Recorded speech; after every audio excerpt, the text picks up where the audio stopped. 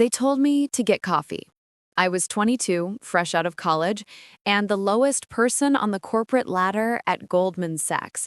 But while everyone else saw me as just another intern, I saw something they missed, a massive opportunity that would make me the youngest female billionaire in Wall Street history.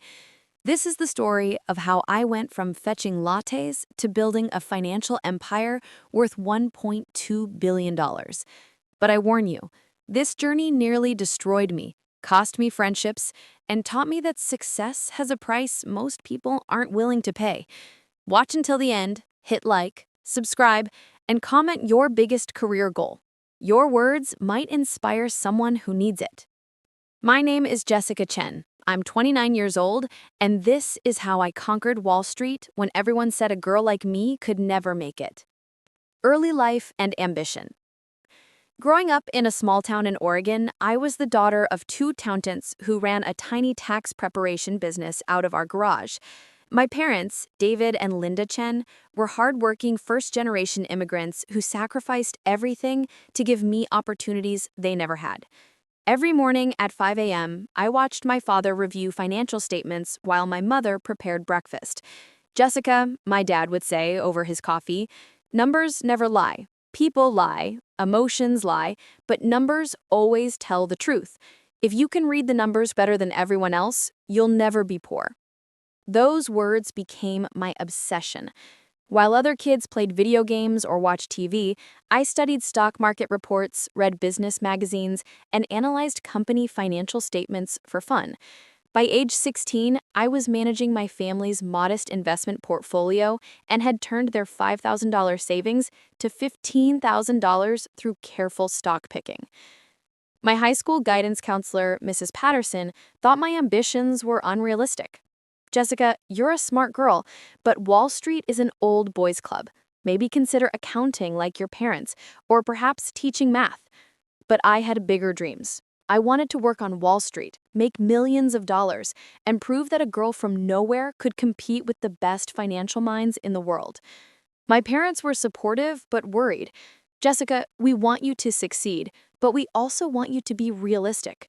Very few people make it to the top of finance, and almost none of them are women. Mom, that's exactly why I need to try. Someone has to be first, and I'd rather fail trying than never try at all. College preparation. I earned a full scholarship to study finance at University of Pennsylvania's Wharton School, one of the most prestigious business programs in the country.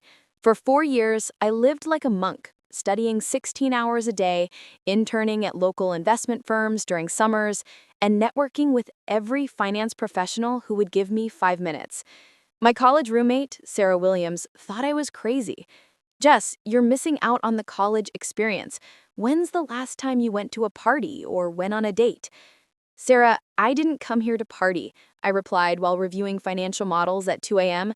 I came here to build a foundation for the life I want.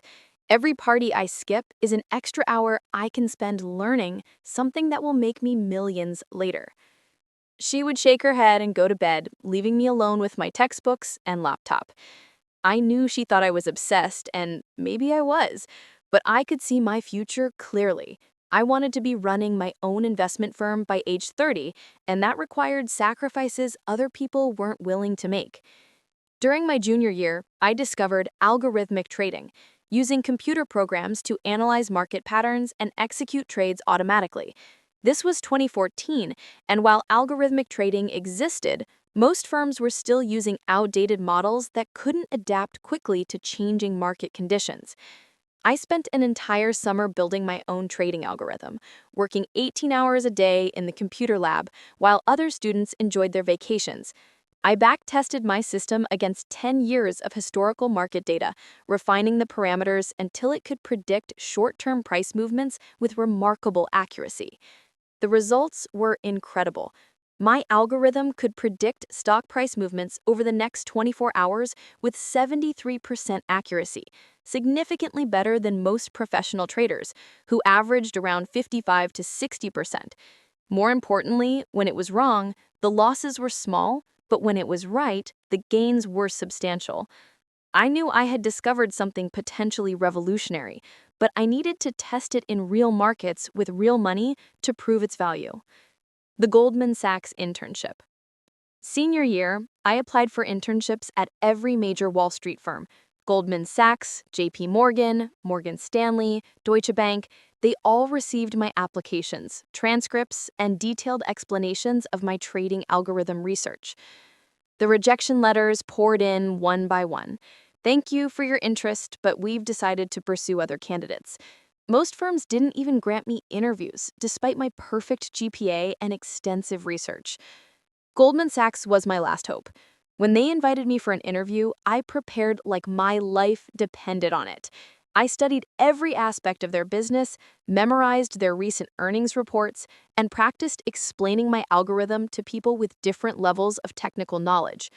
The interview process was brutal.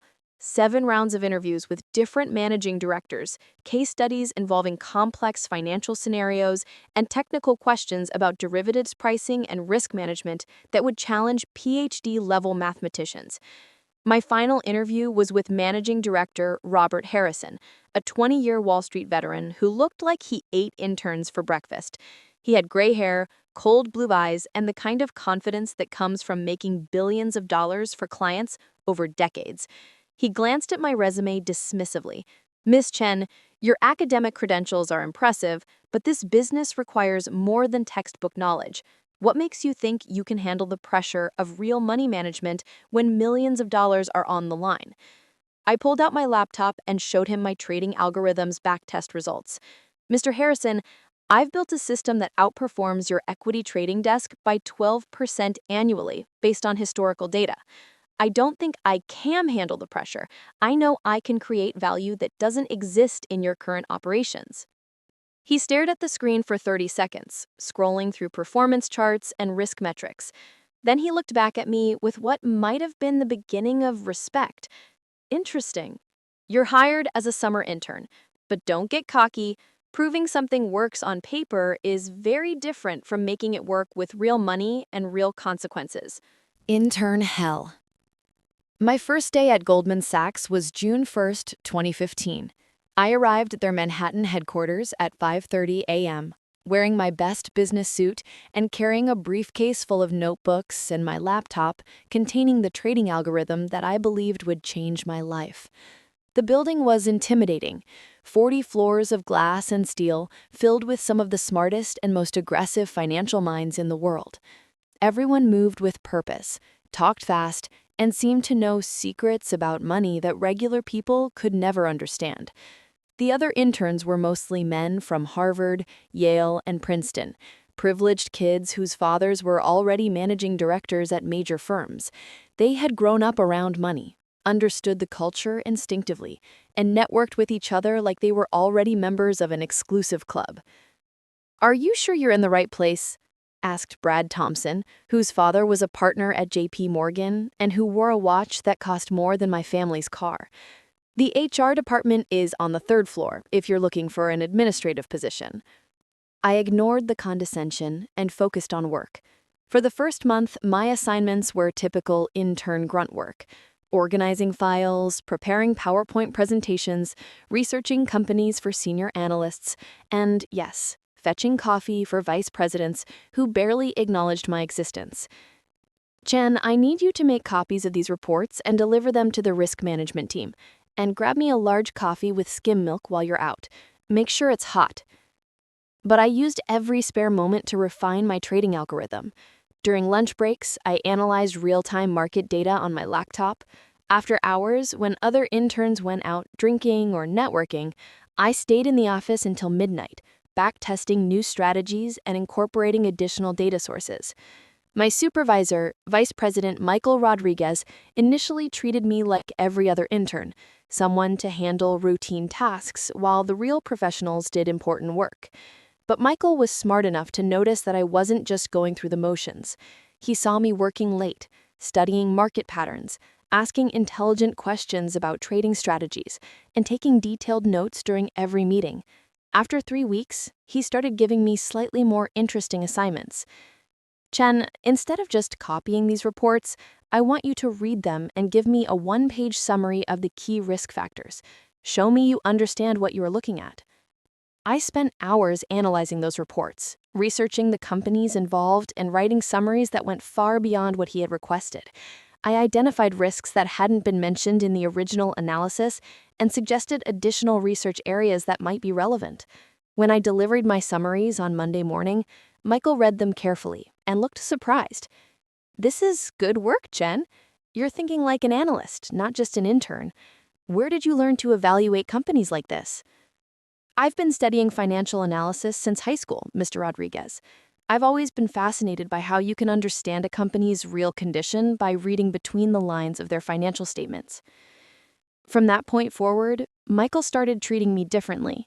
He included me in client calls, explained complex trading strategies, and even asked for my opinions on market conditions.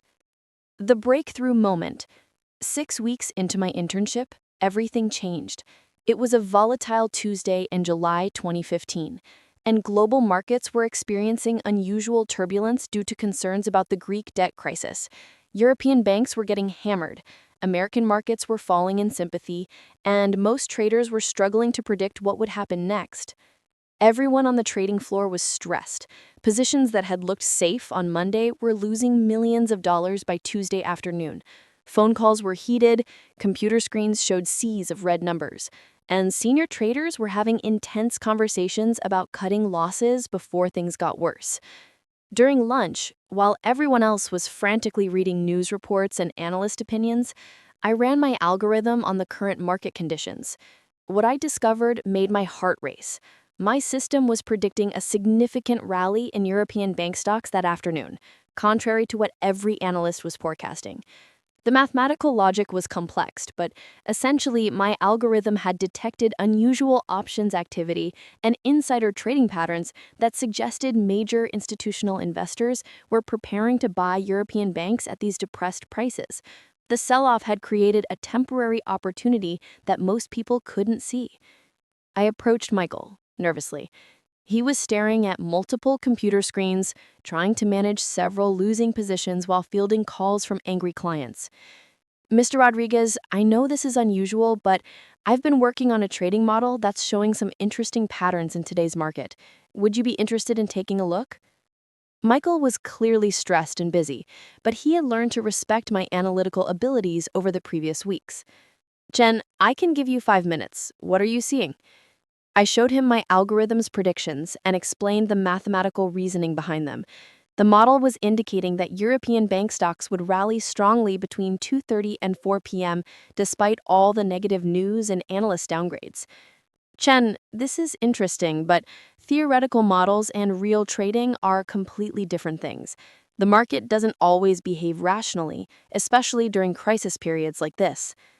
"I understand, sir, but what if we tested it with a small position? If I'm wrong, the loss would be minimal relative to our daily trading volume. If I'm right, it could be very profitable and help offset some of today's losses." Michael studied my analysis for 10 more minutes, asked several technical questions about the algorithm's methodology, and finally made a decision that would change both our careers. "Okay, Chen, I'm going to put $100,000 on your prediction. If this works, you've earned some serious respect around here. If it fails, your internship might end early." My hands were shaking as I watched Michael place the trades. We bought positions in Deutsche Bank, Credit Suisse, and several other European financials at what everyone believed were falling knife prices. Other traders looked at us like we were crazy. The first win. At 2:47 p.m. that Tuesday, exactly as my algorithm had predicted, European bank stocks began rallying hard. It started with unusual buying volume in Deutsche Bank, then spread to other European financials as institutional investors began implementing major position changes. Deutsche Bank jumped 6% in 30 minutes. Credit Suisse rose 4%. UBS climbed 3.5%. Other European banks followed suit as the rally gained momentum and more investors realized they were looking at oversold opportunities rather than fundamental problems. By market close, our $100,000 position had generated $23,000 in profit, a 23% gain in less than 3 hours. More importantly, we had made money while most of the trading desk was losing money on that volatile day. Michael stared at the trading screen in disbelief. Chen, how the hell did you predict that? Every analyst on the street was forecasting continued declines. CNBC was talking about European banking crisis. The Financial Times had articles about systemic risks. How did your algorithm see something that all these experts missed? I explained my algorithm's methodology. It analyzed not just price patterns and news sentiment, but also unusual options activity, insider trading indicators, and institutional flow patterns that most people ignored. Mr. Rodriguez, most models only look at historical price data or react to news events. My system incorporates multiple data streams and looks for discrepancies between what people are saying and what smart money is actually doing. Word of the successful trade spread through the trading floor within hours. Other vice presidents started stopping by Michael's desk, asking about the intern with the magic algorithm. Senior traders who had barely acknowledged my existence suddenly wanted to know how my prediction had been so accurate. Managing Director Harrison called me into his office the next morning. His corner office had floor-to-ceiling windows overlooking Manhattan, awards and deal tombstones covering the walls, and the kind of expensive furniture that reminded everyone who entered that they were in the presence of someone very important. Miss Chen, Michael tells me you made the firm $23,000 yesterday with some kind of computer model. Explain to me exactly how this works, and don't use any technical jargon I won't understand. For the next hour, I walked Harrison through my algorithm's logic. I showed him historical backtesting results, explained how it incorporated different data sources, and demonstrated how it could be scaled up for much larger positions without significantly impacting its accuracy. Harrison listened intently, asked tough questions about risk management and potential failure modes, and seemed genuinely impressed by the sophistication of what I had built as a college student. Jessica, he said, using my first name for the first time, I want you to work directly with our quantitative trading team for the rest of your internship. If this algorithm can consistently generate profits, we need to understand it completely and figure out how to integrate it into our operations. Building the system. The remaining 6 weeks of my internship were a whirlwind of development and testing. Working with Goldman's quantitative analysts, we refined my algorithm, incorporated additional data sources, and began testing it with progressively larger positions. The quantitative team was led by Dr. Amanda Foster, one of the few women in senior positions at Goldman, and a PhD mathematician who had been developing trading models for 15 years. She immediately understood the elegance of my approach and helped me refine it in ways I couldn't have accomplished alone. Jessica, what you've built here is impressive, but we need to stress test it under different market conditions, she explained during one of our late-night work sessions. A model that works during normal volatility might break down during extreme events. We need to understand its limitations before we risk serious money. We spent weeks backtesting the algorithm against historical crisis periods: the 2008 financial crisis, the European debt crisis, the Asian currency crisis of the 1990s. In each case, the model performed well, though we identified specific market conditions where it needed to be more conservative. More importantly, I was learning how Goldman's institutional trading operation worked. I discovered how they managed risk across thousands of positions, how they handled client orders worth hundreds of millions of dollars, and how they generated profits in markets that seemed impossible to predict. The results over those 6 weeks were extraordinary. My algorithm generated over $2.3 million in profits for Goldman's proprietary trading desk, an unprecedented success for an intern project. More importantly, it worked consistently across different market conditions and time periods. But I was learning something even more valuable than technical skills. I was understanding how Wall Street really worked. The senior traders I worked with shared insights about market psychology, institutional behavior, and the political dynamics that drove major financial decisions. Jessica, Dr. Foster told me during one of our conversations, you've built something remarkable here, but technical skills alone won't make you successful on Wall Street. You need to understand people, politics, and power dynamics. The best algorithm in the world is useless if you can't convince people to trust it with their money. She was absolutely right. Over the following weeks, I learned to present my ideas persuasively to skeptical audiences, handle objections from experienced traders who thought they knew everything, and navigate the complex hierarchy of investment banking. The job offer decision. At the end of my internship, Managing Director Harrison called me into his office for my final evaluation. I expected praise for my algorithm success and hoped for a full-time job offer after graduation. Jessica, your internship has been remarkable. Your algorithm generated more profits in 6 weeks than some of our senior traders produce in a year. We'd like to offer you a position as an analyst in our quantitative trading division, starting at $150,000 base salary plus performance bonuses that could double that amount. For a 22-year-old college senior from a small town in Oregon, $150,000 seemed like an enormous amount of money. It was more than my parents made combined, and Goldman was offering me the chance to work with billions of dollars on one of Wall Street's most prestigious trading desks. But I had learned enough about Wall Street compensation during my internship to know I was being undervalued. My algorithm had generated $2.3 million in 6 weeks. Extrapolated over a full year, that could mean tens of millions in profits. Yet they were offering me entry-level compensation. Mr. Harrison, I'm honored by the offer and I appreciate everything Goldman has taught me this summer, but I believe my contribution merits a higher starting position. My algorithm generated $2.3 million in just 6 weeks of testing. I'd like to discuss starting as an associate at $200,000 base, with bonus tied directly to my algorithm's performance. Harrison looked genuinely surprised.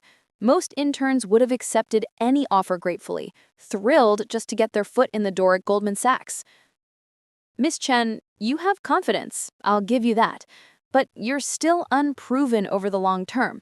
Markets change, algorithms can break down, and you have no experience managing real client money. Take the analyst position, prove yourself for a year or two, and then we can discuss promotions. I had a critical decision to make.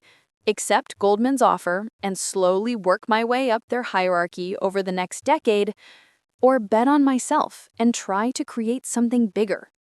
Mr. Harrison, I need a few days to consider the offer.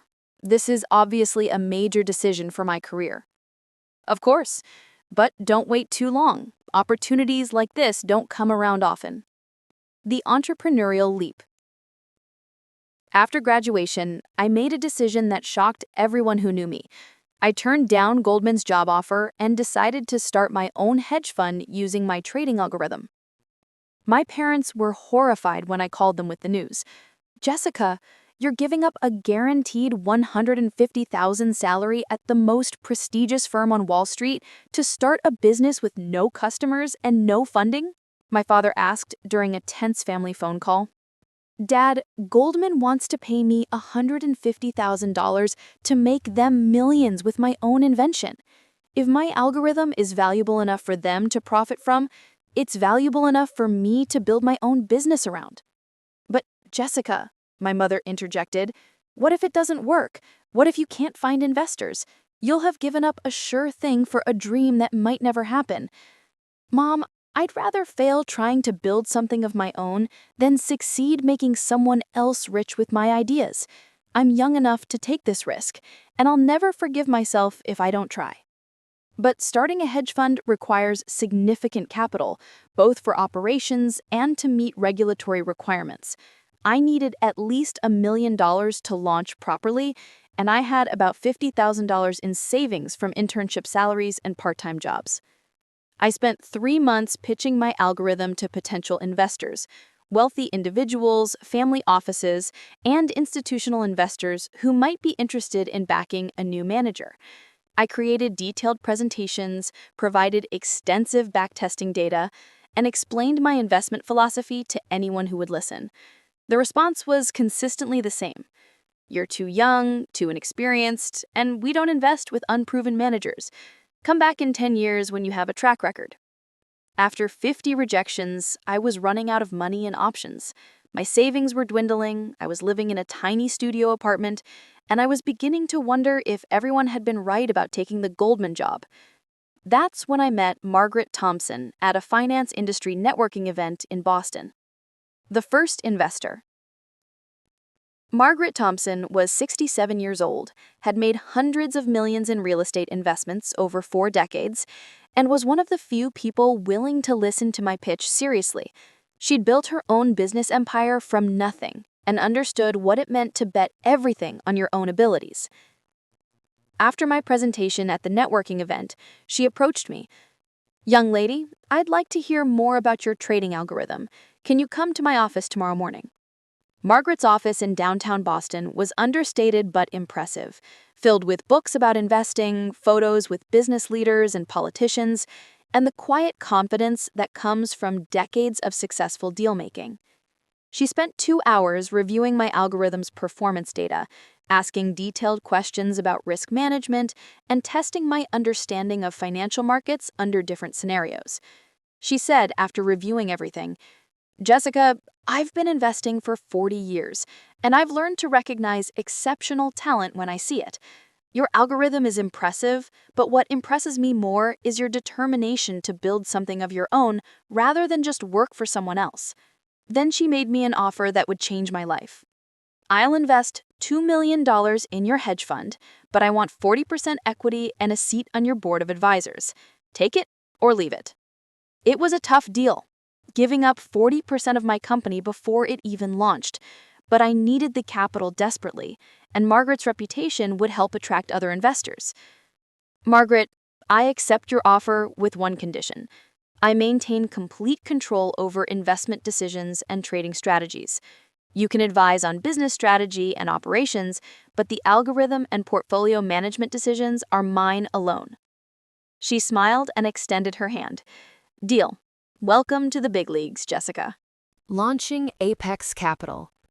In January 2016, I officially launched Apex Capital Management with $2 million in assets under management. I rented a small office in downtown Boston, hired 2 junior analysts from MIT's quantitative finance program, and began trading my algorithm with real investor money for the first time. The first months were terrifying.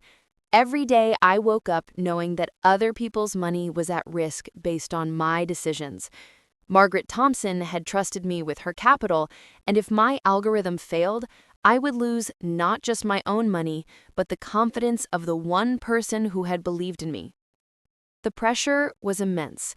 Every trade was scrutinized, every loss questioned, every decision analyzed. I worked 18-hour days, constantly monitoring markets, refining the algorithm, and second-guessing myself on every decision. But the algorithm performed even better with real money than it had during backtesting at Goldman. By the end of 2016, Apex Capital had generated 47% returns net of fees, compared to 12% for the S&P 500 and 8% for the average hedge fund. Word spread quickly through Boston's investment community. Wealthy individuals who had initially rejected my pitches started calling, wanting to invest. Other hedge funds tried to poach me with enormous salary offers. Financial advisors began recommending my fund to their high-net-worth clients. But I was just getting started. I had proven the algorithm worked, but I needed to scale the operation and build a real business around it. Scaling the operation. By early 2017, Apex Capital was managing $50 million and generating consistent profits across different market conditions.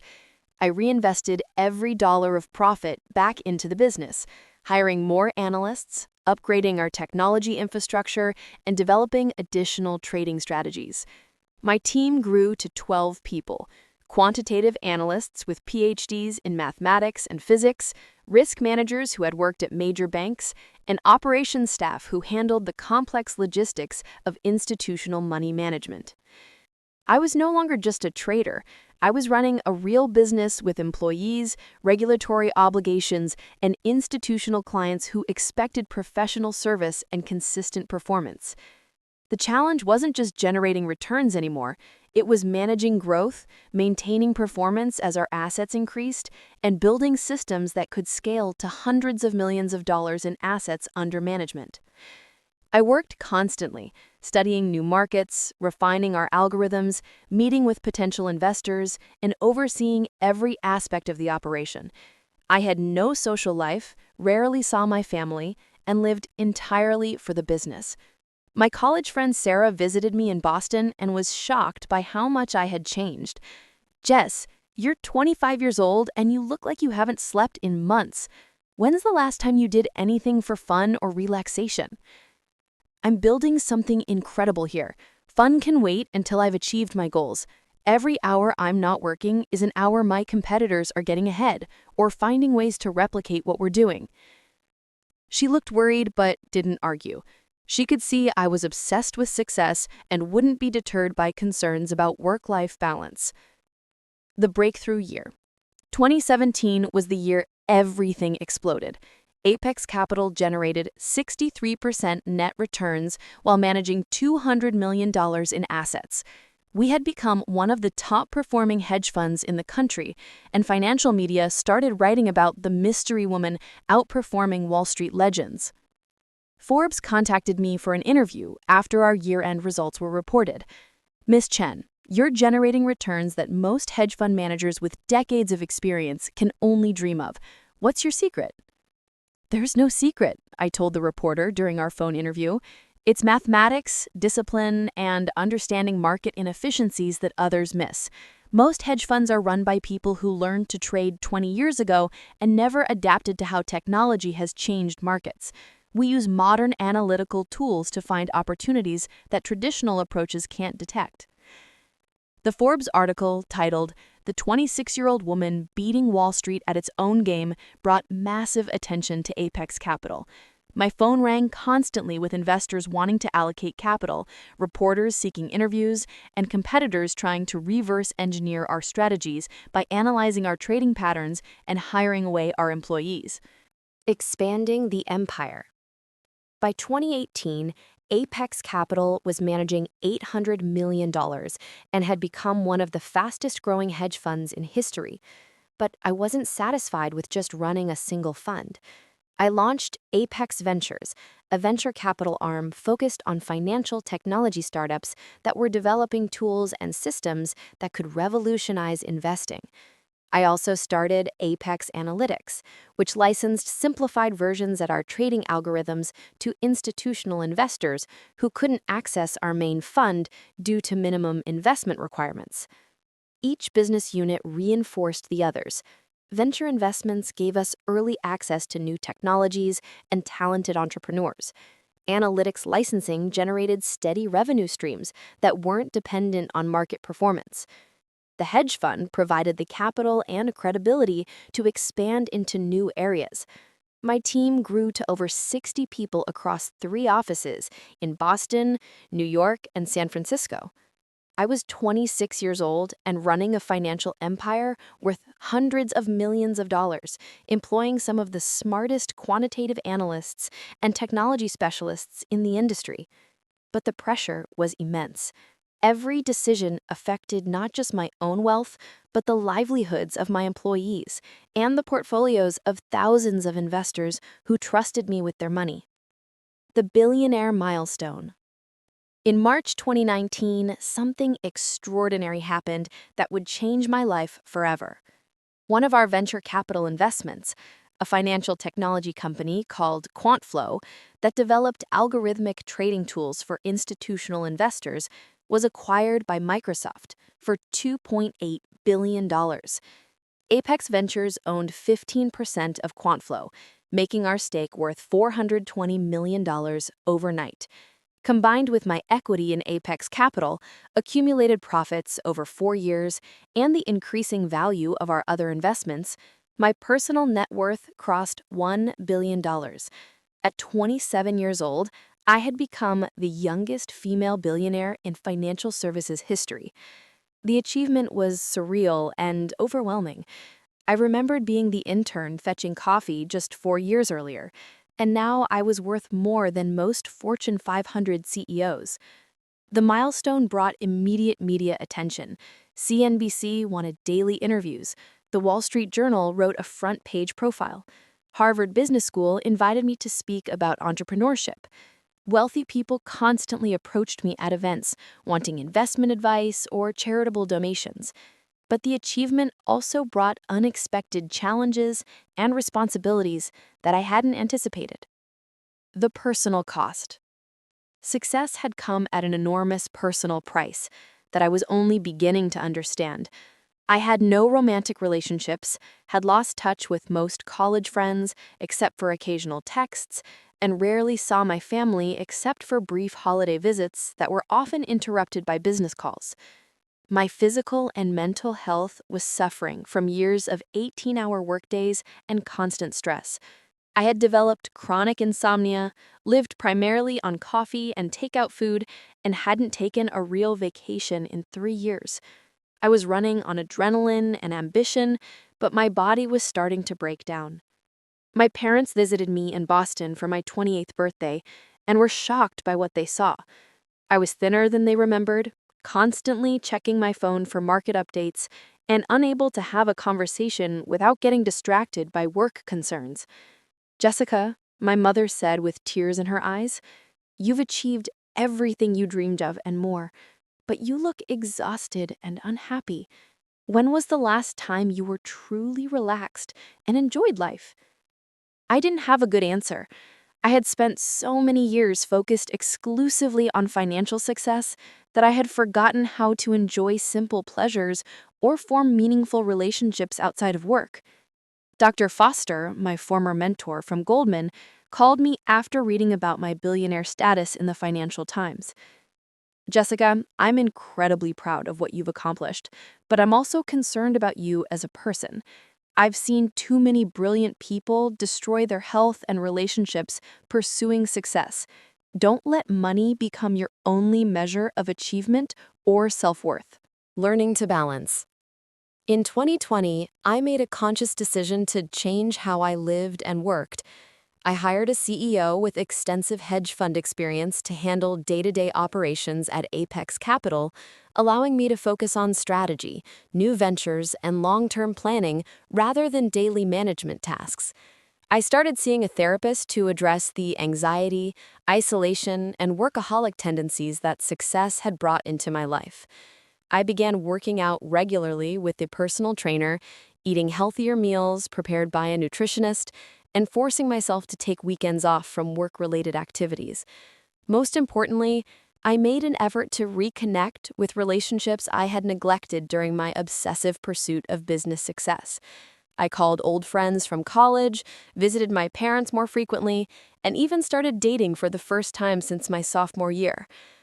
I met David Kim, a pediatric surgeon at Boston Children's Hospital, through mutual friends at a charity event. He knew nothing about finance and couldn't care less about my net worth or business achievements. For the first time in years, I had a relationship based on who I was as a person, rather than what I had accomplished professionally. "Jessica," David told me during one of our early dates, "you've accomplished incredible things that most people could never achieve, but you seem like you're always waiting for permission to be happy. Success isn't just about reaching financial goals. It's about enjoying the journey and the people you meet along the way." His perspective was refreshing and helped me realize how much I had sacrificed in pursuit of wealth and recognition. Current status and reflection. Today, Apex Capital manages over $3 billion in assets across multiple strategies and investment vehicles.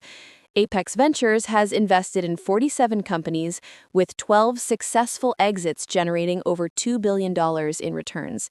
My personal net worth exceeds $1.2 billion, making me one of the youngest self-made billionaires in the world. But more importantly, I've learned to find balance between achievement and happiness, between professional success and personal fulfillment. I work reasonable hours, maintain close relationships with family and friends, and pursue interests outside of finance and business. I've also become passionate about helping other women succeed in finance and entrepreneurship. Apex Capital now has a formal mentorship program for female MBA graduates, and I speak regularly at universities about careers in investment management and starting your own business. Looking back on my journey from coffee-fetching intern to billionaire CEO, I'm proud of what I've built and the barriers I've broken, but I'm more grateful for what I've learned about myself and what really matters in life. Final message. Friends, if my story has inspired you to pursue your own ambitious goals, please hit that like button and subscribe to this channel. Share this video with anyone who's been told they're too young, too inexperienced, or don't fit the traditional mold for success in their chosen field. Comment below with your biggest career goal and tell me what you're willing to sacrifice to achieve it. Your words might inspire someone else who needs encouragement to take risks and bet on themselves. Remember, success isn't about where you start or who believes in you initially. It's about how far you're willing to go to reach your destination and how much you're willing to learn along the way.